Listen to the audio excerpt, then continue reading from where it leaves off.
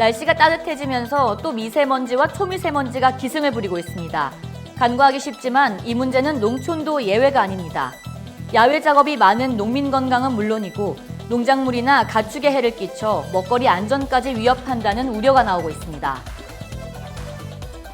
자유한국당의 장외 집회 이후 여야는 색깔론 공방을 벌였습니다. 더불어민주당은 자유한국당을 막말 극우정당이라고 맹비난했고 한국당은 좌파 독재를 중단하라고 목소리를 높였습니다. 작가 이회수 전영자 부부가 결혼 44년 만에 조론을 선택했습니다. 부부는 지난해 말부터 별거에 들어갔고 이혼을 논의하던 중 최근 조론하기로 합의했습니다. 자세한 소식 뉴스에서 전해드리겠습니다. 시청자 여러분 안녕하십니까? 신동아 방송 뉴스 김진주입니다. 보통 미세먼지는 차량과 공장에서 배출되는 매연이 주 원인으로 여겨지지만 이제 농촌이라고 예외를 두면 안 될 것 같습니다. 농촌에서도 농업 폐기물 소각이나 비료 사용 시 적잖은 초미세먼지가 배출되기에 대부분의 군단위 지역에서도 동일하게 나쁨 수준을 나타냅니다.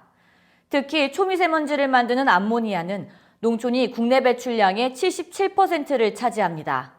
지난해 소비자 인식조사에서 10명 중 9명은 노지 생산 채소는 미세먼지에 노출돼 건강에 영향을 미칠 수 있다고 답했을 정도로 실제 소비자들도 이 문제의 심각성을 알고 있습니다. 이 때문에 미세먼지와 먹거리 오염의 관계에 대한 민간 연구가 진행 중인데 그 결과에 따라 적지 않은 파장이 예상됩니다. 하지만 뒤늦게 나온 정부의 농촌 미세먼지 대책은 암모니아 배출원을 연구하고 농업 폐기물 수거 처리반을 운영하겠다는 정도에 그치는 실정입니다. 먹거리 오염에 대한 국민적 우려를 해소할 적극적 대안 모색이 시급합니다. 더불어민주당은 자유한국당 황교안 대표의 포화를 터뜨렸습니다. 황 대표가 지난 주말 장외 집회에서 문재인 대통령을 향해 김정은 대변인이라고 발언한 것을 두고 극우정당 대표의 색깔론 막말이라고 비난했습니다.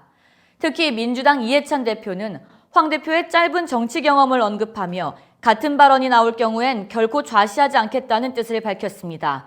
황교안 대표는 문재인 정부가 독재적 행태를 계속한다면 더 많은 국민이 거리를 메울 것이라고 주장했습니다. 한국당은 또한 민주당이야말로 극좌라고 목소리를 높이면서 철진한 색깔론 낙인 찍기를 중단하라고 촉구했습니다. 총선이 1년도 남지 않은 시점에 여야가 경쟁적으로 지지층 결집에 나서면서 정치권의 색깔론 공방은 더욱 불을 뿜을 것으로 보입니다. 작가 이회수 전영자 부부가 결혼 44년 만에 조론을 선택했습니다. 여성 잡지 우먼센스 5월호에 따르면 부부는 지난해 말부터 별거에 들어갔고 이혼을 논의하던 중 최근 조론하기로 합의했습니다.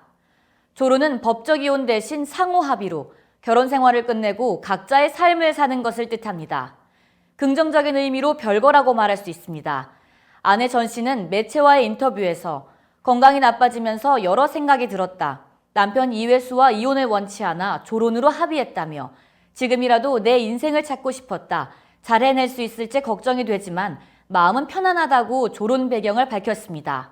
현재 이 작가는 강원도 화천에, 전 씨는 춘천에 살고 있으며 두 사람 사이에는 아들이 2명이 있는 것으로 전해졌습니다. 이상으로 뉴스를 마치겠습니다. 시청해주신 여러분 고맙습니다.